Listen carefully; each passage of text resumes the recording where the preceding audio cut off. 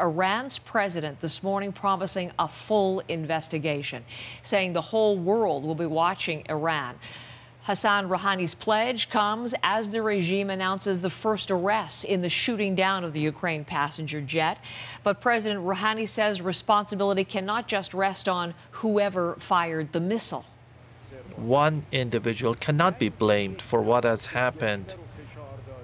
I mean, the person, you cannot just consider the person who has pushed the button as the culprit. So that was Rouhani as he was translated on Iran's English language press TV. His promise for a full investigation coming as the Canadian investigation begins on the ground today in Tehran. The crash site near Tehran, which is now cleared of debris, will be toured by members of the Transportation Safety Board team.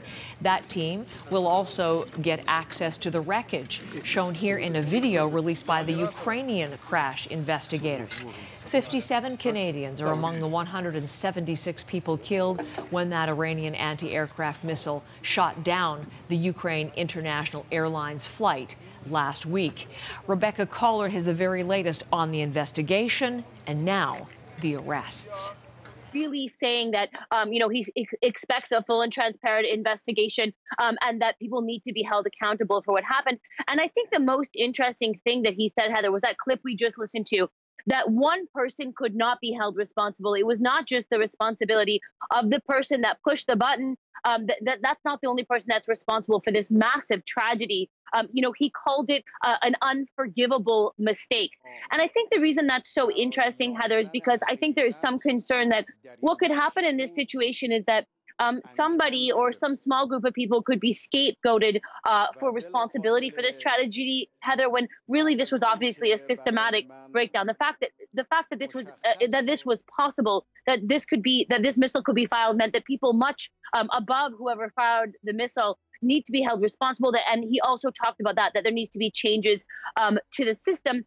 And then, as you mentioned, Heather, these arrests that we've heard about from the Iranian judiciary, we have no details about that. So we don't know how many people, we don't know their names, and we don't know what position or what role they allegedly played in this tragedy. And the other thing I think is interesting, Heather, will be to see whether or not Canadian investigators, for example, get access to these people that have been arrested and detained for being allegedly responsible in some way for this tragedy. And as you mentioned, Heather, that those Canadians starting that investigation, those Canadians now being involved in, and we'll have to see what kind of role they're able to play as well, Heather. Exactly. And as I mentioned, more on that to come. But also we'll watch for further details on those arrests, Rebecca.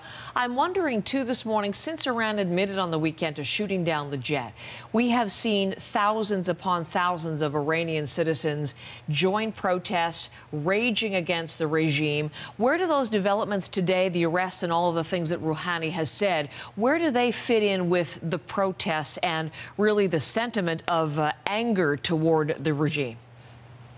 Yeah, Heather, it seems like a response to that. I think what we've seen is the sorrow among Iranians turn into anger in the streets. And as you said, these videos emerging, and of course, it's very difficult for us to confirm the veracity of many of these videos, but videos of Iranians in the street protesting, and then accusations that the Iranian government has actually used live fire to crack down on this protest. Again, we can't confirm that, and Iran is denying it, but we are really seeing anger in the streets of Iran. And I think because of that, Rouhani knows that he needs to say that there will be accountability, say how important justice is in this situation, and he needs to try to appease those protesters, Heather, because, as we've talked about before, Iran is now facing not just pressure from the international community and countries like Canada, they're also now facing this dissent inside the country. So the Iranian government this morning, Heather, in a very, very difficult position. That is freelance reporter Rebecca Collard, and she's in Beirut this morning. We are getting new reports just in now of a fourth day of protest in Tehran, further demonstrations against the way Iranian authorities have handled the disaster. We'll watch for further detail and video of those. And in the meantime, while Iran promises a full and transparent investigation, we're seeing the groundwork in Canada for legal action against the Iranian regime. Two law firms say they will be working together on a class action lawsuit There's no dollar figure yet. One of the firms says it has experience in lawsuits over the Fly Jamaica crash and the Ethiopian Airlines crash. Again, this action could in fact be directed at Ukraine and the Ukraine plane that was carrying all of those people. Canadian investigators will get their first look at evidence collected from the crash site in Iran today. While they begin to get to work, we're also hearing more on the crash from Prime Minister Justin Trudeau. Let's go to Ottawa for that with Janice McGregor, the Prime Minister giving an interview, Janice, to Global News. And what is he saying now? Yeah, Donna Friesen, Global News host, sat down with him yesterday on the West Coast. She specifically asked him about something. I don't know if you've been sampling any talk radio, even talking to your friends and family, Heather, but a lot of people, as they grapple with this tragedy, trying to figure out how this happened, how sort of the Canadians on that plane came to sort of meet this fate and you know, wrestle with sort of really the geopolitics, the world events that brought us here. Specifically, Donna Friesen asked him whether he thought the people who died on that plane were collateral damage in the tensions between Iran and the United States. And this is what Justin Trudeau said. I think if there were no tensions, if there was no escalation recently in the region, those Canadians would be right now home with their families. This is something that happens when you have conflict and war. Innocents bear the brunt of it, and it is a reminder why all of us need to work so hard on de-escalation, on moving forward to reduce tensions and find a pathway that doesn't involve further conflict and killing. Now, something that's been interesting about the Canadian government's response to this incident is that they always bring it back to the families of the victims. Again, today, when we see the Prime Minister's itinerary, he is traveling to Montreal to sit down with families from there who lost people in this plane crash. It is closed to media, so I'm not sure necessarily, unless the families themselves release it on their social media accounts, I don't know whether we will see any pictures or hear anything about what was said in that meeting. But this is a repeat of things he did, you know, in Toronto and elsewhere. Of course, he went to that memorial service in Edmonton over the weekend. They really want to be seen to be doing what they're doing on the world stage on behalf of these Canadians who are on that flight. Canadian investigators, Janice, are hoping to get their first look at the crash site in Iran today. We've been mentioning that. The latest on that and where things stand for the TSB teams as far as the crash site, I mean, we know clearly there's not much there left.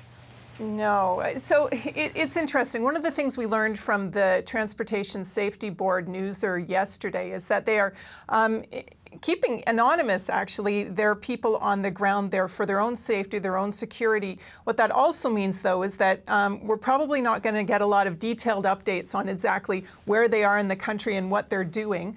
We do have an Iranian state television report suggesting that in Tehran, Canadians, Ukrainians, Iranians have met to begin talking about this investigation. We know that the TSB said they were hoping to visit the crash site. They believed they would get access to the debris, but we kind of don't have confirmation yet exactly what's happened. Indeed, that may take some time. I just want everyone to understand that there's a separate team that might be involved in being part of the black boxes. That seems to be a little bit down the track, exactly how that's going to work and where that's going to take place. Just meanwhile, quickly, I'll also say all the countries that had nationals on this flight are kind of banding together, and Foreign Affairs Minister François-Philippe Champagne has convened a meeting for Thursday at Canada House in London of representatives from these different countries, Sweden, the UK, Afghanistan, etc., so that they can approach Iran with a common front when it comes to difficult issues like repatriating bodies and making sure a thorough investigation takes place. So that's something to watch for later in the week.